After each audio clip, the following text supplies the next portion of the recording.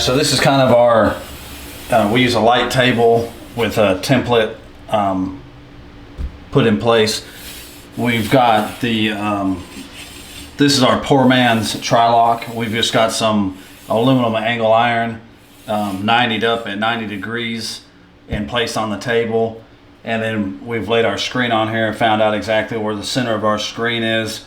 And then we found out where, you know, our top of our plating is. So we've done this layout here according to what press we have. And so this is what we use. This is, like I said, this is our poor man's tri-lock. I just can't, you know, I know the tri-lock is quicker and things like this, but I just can't see spending $2,000, $2,500 for a piece of equipment that,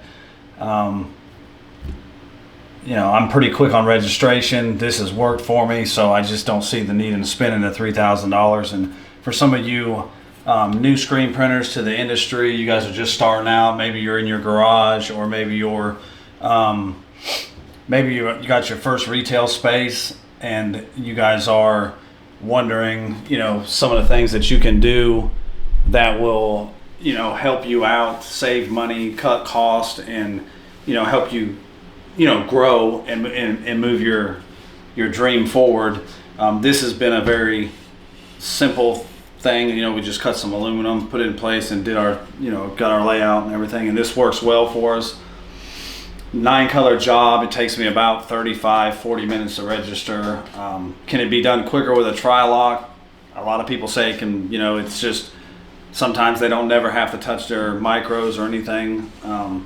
So I haven't tried it to say that it saves time, but to spend, you know, $2,000, $2,500 for a tri-lock, for me, it's just not something I'm willing to do yet. Maybe in the future I will, but anyways, we're gonna get started registering this job for you guys, get down to the meat and potatoes, and hopefully this helps you guys out. And my name's Anthony. I'm the owner of Rival Screen Prints here in Sevierville, Tennessee, and the main focus of this channel is going to be how-tos and tips and tricks, and of course we're going to show you our growth along the way. We're going to show you our finances, going to let you guys see what it takes, the struggles, everyday struggles to run a print shop. I think there's a huge misconception out there that you can start a screen printing shop and you're just going to be taking the money to the bank in a dump truck. And I can tell you for a fact 100%, I own 2 other companies besides this one, and I can tell you that this screen printing company has been absolutely the hardest and most exhausting company I've tried to get started and up off the ground. I'm 5 years in it, and it has not been an easy road. It's been very stressful. It's been hard on my family. It's been hard on my time management. It's a very demanding trade. There is 17 other shops local to me, so that's just within 5 miles of my shop, and then in the surrounding areas we've got 23 shops. So the race to the bottom is very much alive in this area. There's shops printing for way less than what we print for, and it has been a struggle. So, you know, the focus of this channel is to be completely transparent and honest with you guys on what it takes to make it in a Shark Tank. So we're going to get to registering this job. Hopefully some of this helps you guys. If you like the video, it has helped you, and you want to see more content like this from us, we're nobody, but we do know what we're doing, and I'd love to share it with you guys. So let's get to it.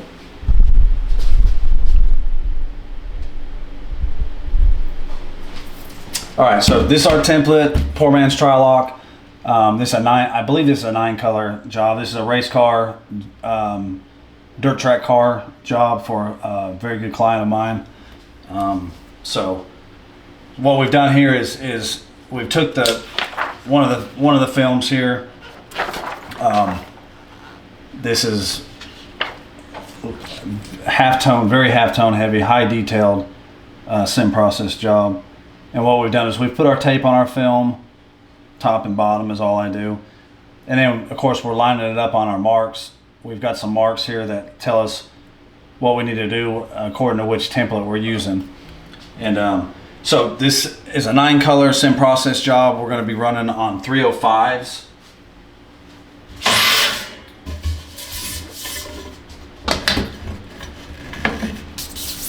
Most of our sim process is done on 305s. We put our white base on a sim process job. We put our white bases on a 230. So all of our white bases on a sim process job go on a 230. And then all of our color goes on a 305. So this is the white base right here. We're going to put it on a 230.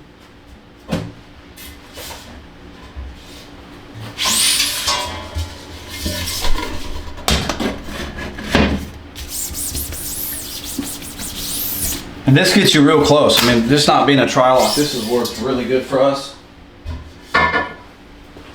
This has worked really good for us. So here we're going to get the next one. We'll get you. So we take a piece of transparency tape, put it on there. Take another piece of transparency tape, put it on there. And of course we line it up on our marks. This works really well, guys.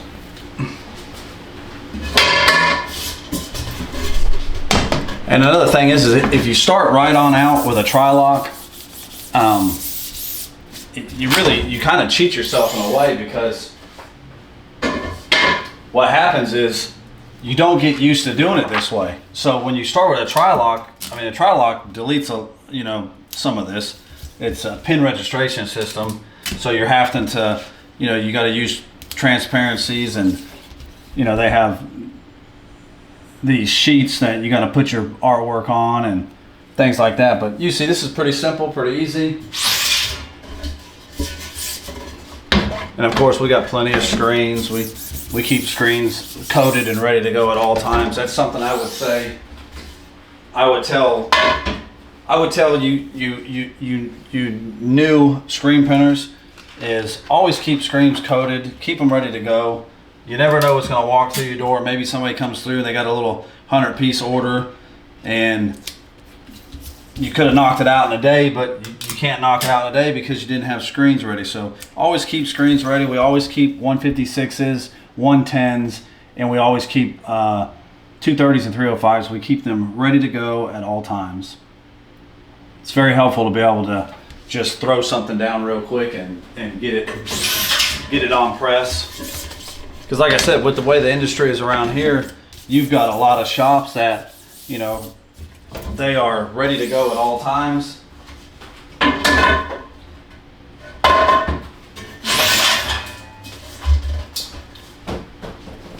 You see how very quick this is. This isn't a long process here. We're putting the tape on it. And if you guys do it different, in the comments, drop something in the comments and say, hey, we do this. This works great for us. And, we love seeing and hearing all the different ways that people screen print. What we do here isn't, this isn't the written in stone way to do it. This is what works for us. You guys may have something that works better for you. So that's 6. This is an 8-color job. 6, 7, 8 colors. So we've got a 10-color press, so that's going to give us one station for cool down. We may even put a fan on it, being that we've only got one station for cool down on our white base. But we've got a pretty light halftone white base. So what's good about that is that allow a flash and then allow it to, get us a good cool down.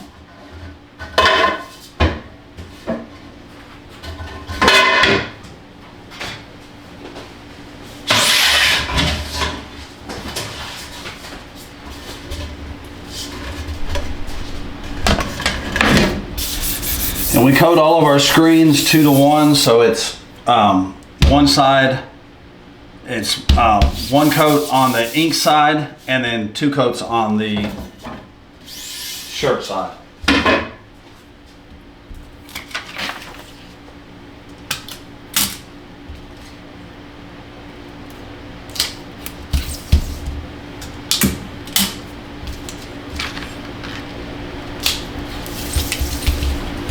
This is the last one, and then we're going to go over and we're going to put some light to them.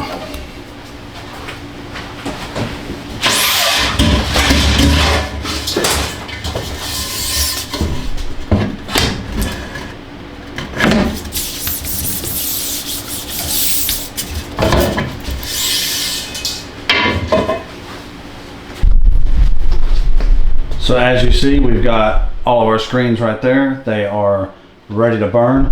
We're going to go over to the light, the exposure unit, and start getting these exposed. All right, guys. So we've got our screen. We've got our screen and we've got our film on the screen.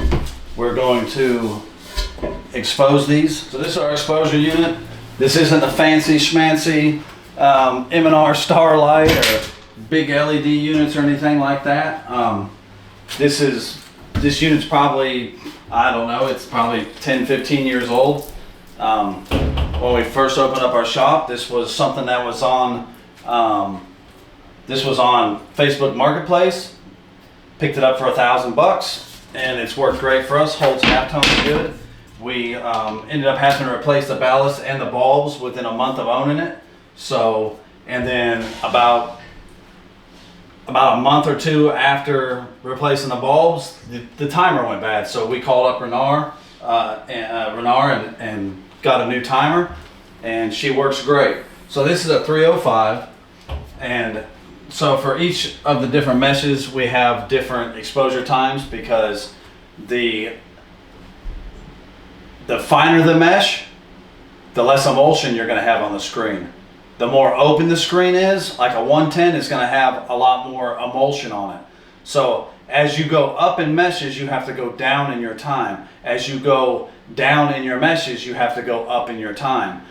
Because the thicker the emulsion, the more time it takes for the light to go through the emulsion and expose the emulsion. I say cure, but it's really you're exposing them in the emulsion. So this is a 305.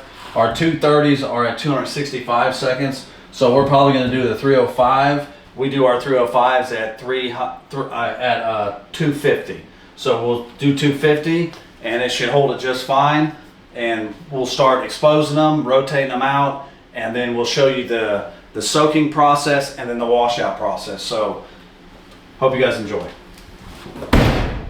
Hey, real quick, while we're in the process of burning these screens and washing them out, we're going to show you the process on the last screen of washing them out. But real quick, before I get too far along in the process, I do want to show you something. It's right back to exposure times. We've got another video we're going to drop about exposure times and calculating them and getting your exposure times correct with your EOD, or EOM, which is emulsion over mesh. Making sure that you have the correct exposure times is going to excel your work.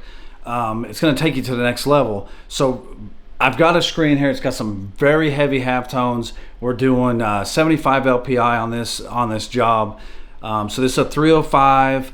This is a 2-to-1 coating with our emulsion, and of course with our exposure time, we've got it dialed in. We spent 8 hours. We spent an entire day going through with the emulsion, setting it up, and getting our halftones dialed in. But I want to show you this is 65 LPI, or 75 LPI I mean, and I'm going to show you the detail on this screen when it's exposed properly. We'll see if we can get this to, if you see, those are very, very fine. I mean, I've got the camera, I mean, right up on it. Those are very fine details, very fine details. So let's see here, we'll get you right there. Very fine details in that, on that sim process. So once again, guys, it's right back to what I've always been saying, and I show a lot of people this, and I give this information out freely because, I feel like when I first started, this was, getting the perfect screen was a battle for me. But I put the homework in, I did the research, I put a lot of time in with the exposure unit, a lot of time with different emulsions to find the ones that work the best. And we'll get into what emulsion that we use. We use 2 emulsions here. So we'll get into that in another video.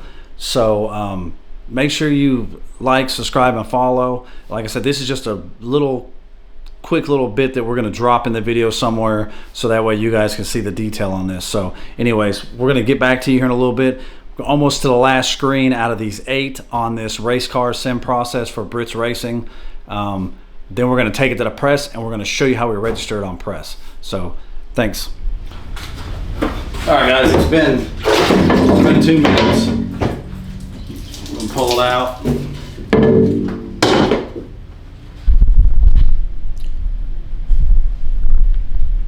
We're going to expose the screen.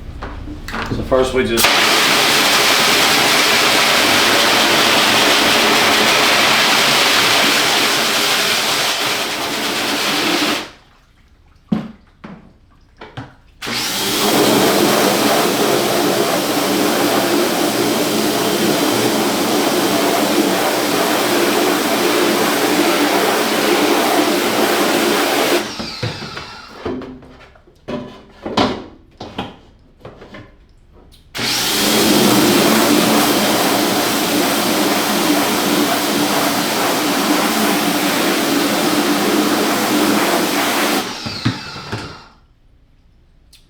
bring you over here so you can see it.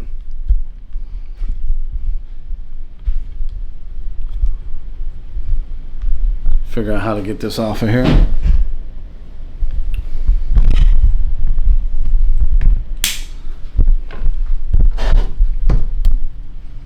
So as you can see,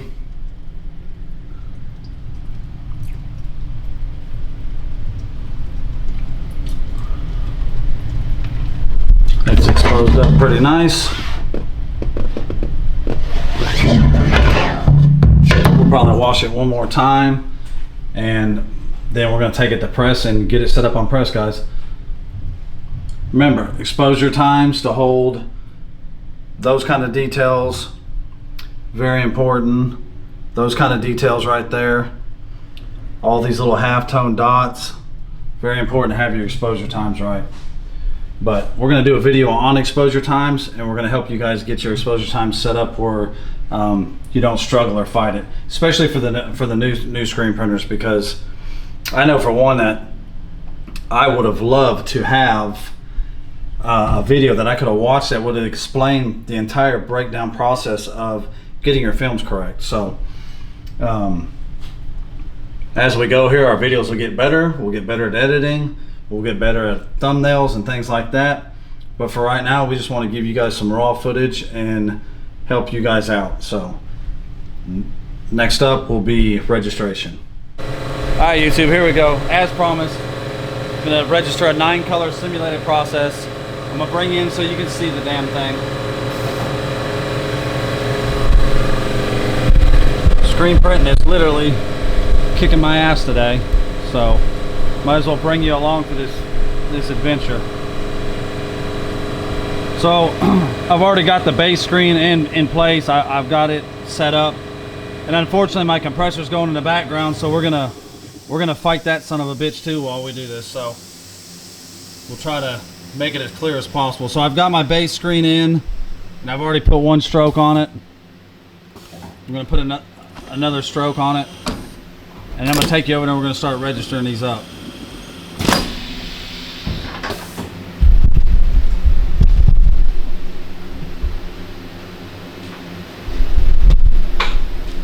So there's our base. It's pretty fantastic. Looks good. We're gonna flash the base. Try not to hit the camera while we're doing it. Too late. Already did. We're gonna flash it. It's on the flash right over there. Let me go turn the flash on.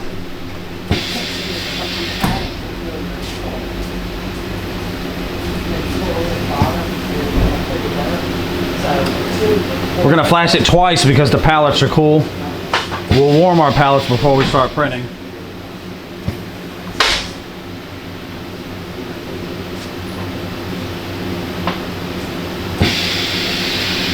We're gonna bring it back over to us, make sure it's dry to the touch.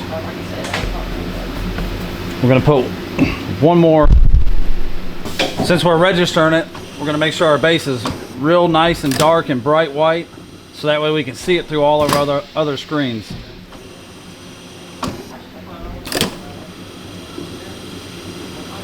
There we go. Now we should have a nice white underbase. There we go. Nice and white, real bright. We're gonna flash it again. And then we're gonna use that screen, or that palette, to register the rest of the job. We're gonna flash it twice too. Make sure it's nice and dry.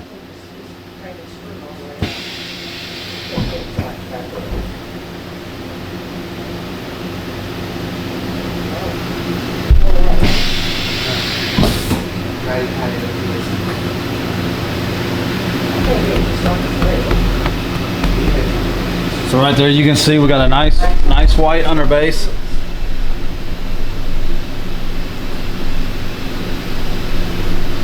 Got our registration marks are nice and bright. Now we'll take you over here. We're gonna go to the next station. All right, here we are. Screen number 2. We're putting it on head number 3. We're leaving palette number 2 open for a cool down station. We may even put a fan on it. Normally I like to have two stations in between colors for a cool down. That'll allow the base to cool down so it doesn't stick to the bottom of this screen. Very important. Your base starts sticking to the bottom of your screens, you're gonna start having ink build up underneath your screen. Once you have that, you're gonna start having it start pulling the color or pulling the next layer off of your print, which is going to give you a very crappy print, going to give you a lot of headaches. Very important to have a cool down station. Very important to make sure that that underbase is flashed and cooled down before it comes underneath this. So we've got our print, or we got it on it. We're going to bring it up to us so we can see it, and we're going to line up our registration.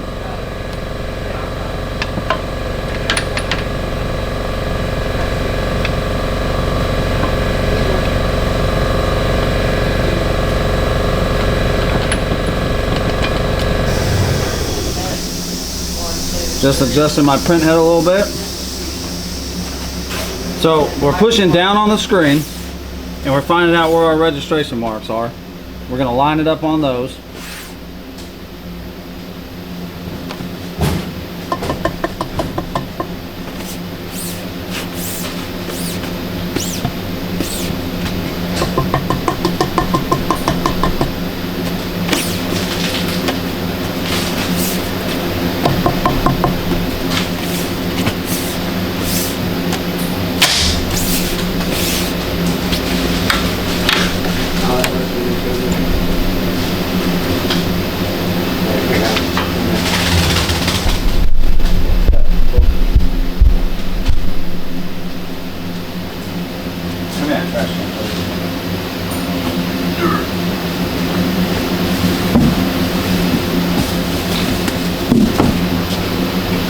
All right, so what we're doing right now, I always forget. What we're doing right now is we're gonna adjust our micros. We've got it close, we've got it locked down. We're gonna adjust our micros to get it right where it needs to be. And then we're gonna run a test print over the top of this, and I'm gonna show you a trick that we use to make it easy.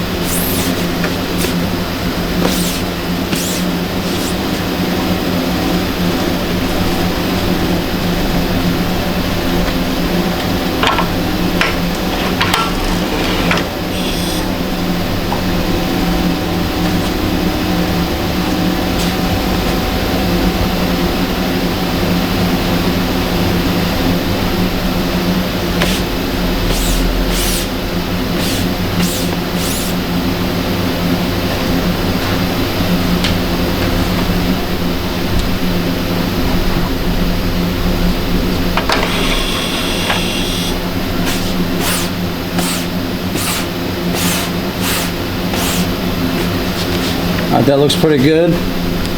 We'll lock everything down. Gonna double check, make sure it didn't move.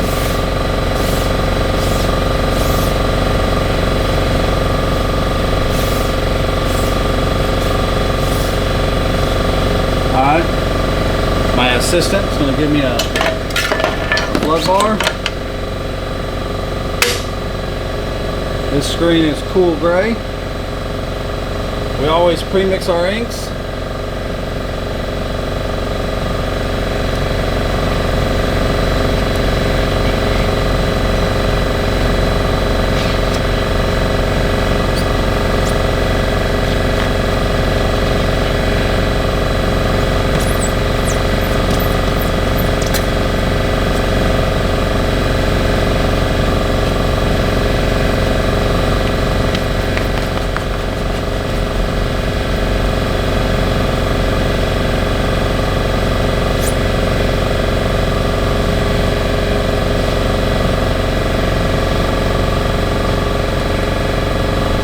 Take the handle, turn the camera this way.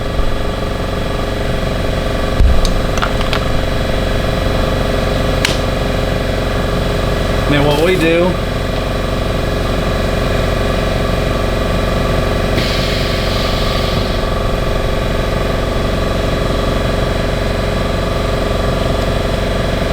we take a piece of plastic, a piece of transparency that we use for our vinyl,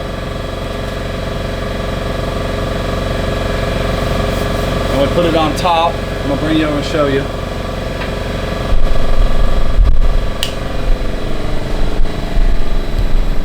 This is what we do. It's just a piece of clear transparency. We use it for in our vinyl shop, and we put it over the top of it. And that way, when we put it underneath, we can print on top of it. And instead of using a new shirt every time registration's not right, we can wipe it away with a rag.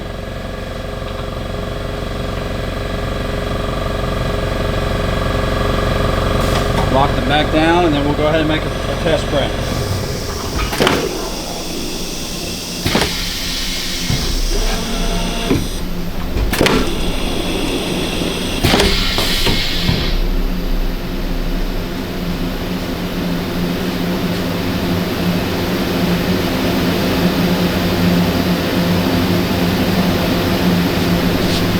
And it's showing that it can come over a little bit towards me. So we'll loosen the micros up again, and we'll give it just a little push, lock it back down.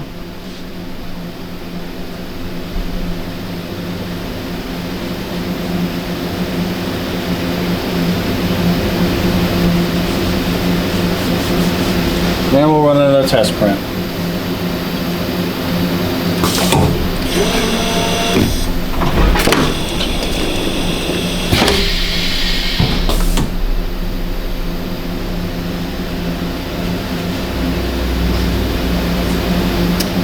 And it shows that now that it can come up a little bit.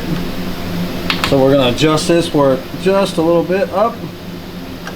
Just enough to make your mom proud. And we are really close on this one.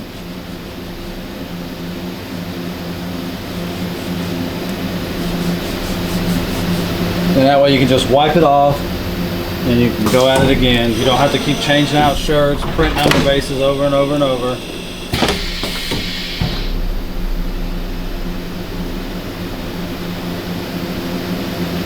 And that shows I went up just a little bit too much, so now we get to play the back and forth game with it.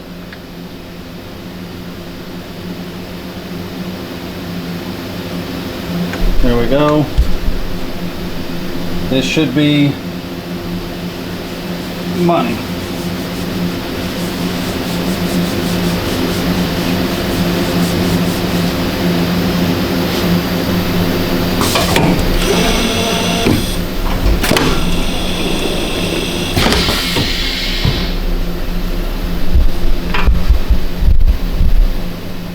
That right there. All right, so we got it in registration. There's your registration mark. You don't see any white. No white at the bottom. That's the cool gray, and that's in registration. We're gonna take you right here to the next one. We're gonna do this job together. All right, here we are. Third screen. Putting 3 on 4. Remember, we got station 2 open for a cool down.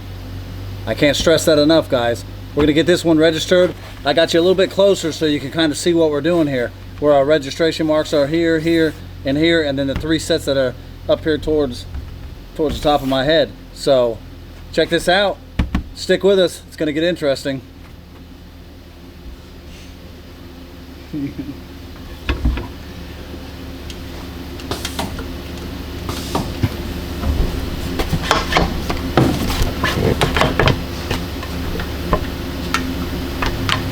Go through here, loosen these heads up, bring them all back to that line.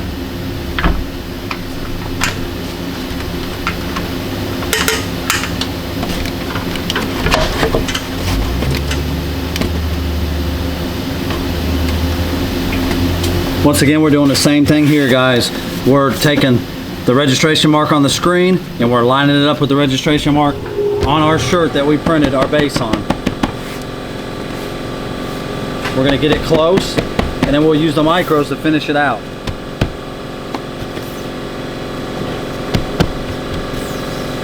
Most of the time I can get it without having to use the micros.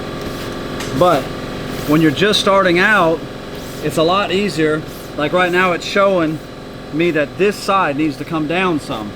So sometimes it's easier to get it to go down just a little bit if you just use the micros. See, like that, a couple turns of the knob.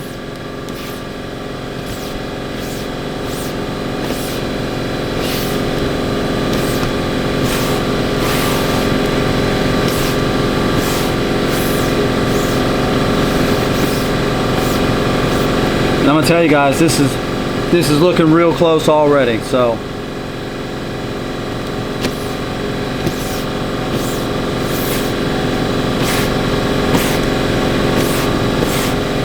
always remember to lock your knobs down before you run your test, because if you don't, what happens is you lose your registration.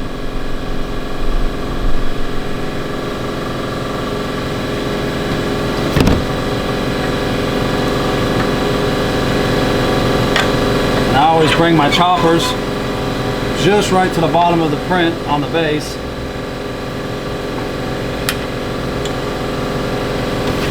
I can add my flood bar. And then once again, we've got our ink. We're gonna whip our ink up real good.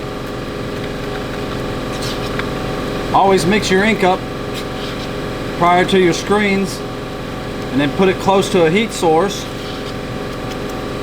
That way it can warm up and get a little loose. Alright guys, sorry about that. Battery died. Anyways, we're still on 3. We got the ink in, squeegees are in place. We're gonna go ahead and run a test print on this, see how close we are.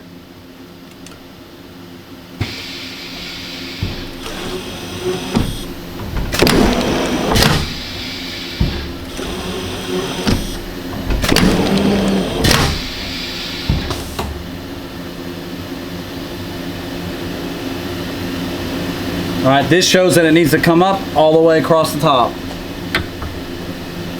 Loosen up our micros.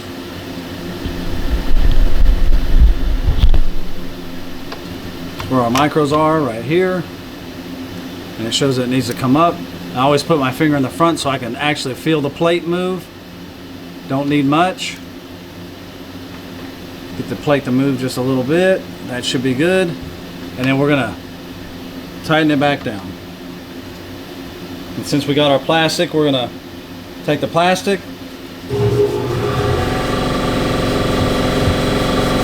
I'm gonna wipe it off. We're gonna do another test print.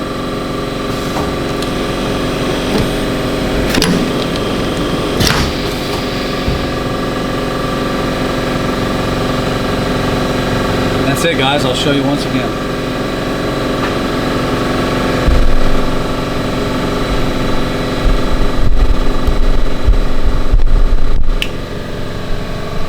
right, there's our registration. Nice and tight. Can't see any white. That's color number 3 out of 8. We're gonna go ahead and finish and register the job, and then we'll show you when we start printing. All right, guys, this is the finished look after we got it all registered.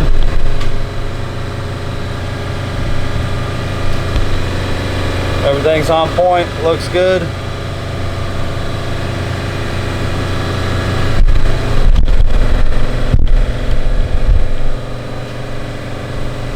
All right, so that's how we do our registration on a 9-color sim process. As you see, everything turned out great. We're gonna run these off. This was a lot of work for 24 shirts, but sometimes that's what you gotta do.